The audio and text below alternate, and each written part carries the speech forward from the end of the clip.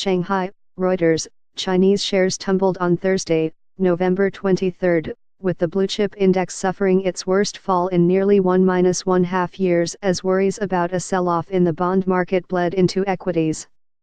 Consumer and healthcare firms led the fall and dragged the CSI 300 index down sharply by 2.93%, to 4,103.73, its biggest fall in percentage terms since June 13, 2016.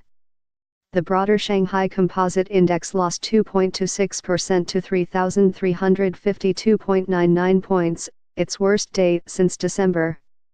Treasury bond yields remained at multi-year highs despite above-average cash injections by the central bank, this as concerns that authorities would tighten lending rules took their toll.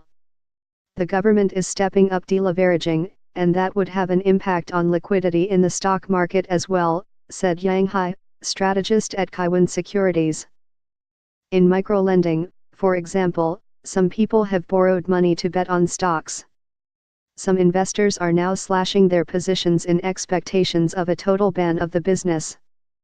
Policymakers announced draft guidelines restricting asset management products last Friday, and earlier this week Beijing unveiled new rules limiting microlending businesses. Neither measure specifically targets stock market investing, but both are expected to reduce leverage, which could potentially dent stock market liquidity. Sectors dived across the board, led by the defensive consumer and healthcare firms slumping 3.9% and 4.1%, respectively, as investors pocketed gains after a strong rally this year. Ping An Bank fell 5%, leading a retreat in banking sector, while New China Life Insurance slumped 4.1% to weigh on financial shares.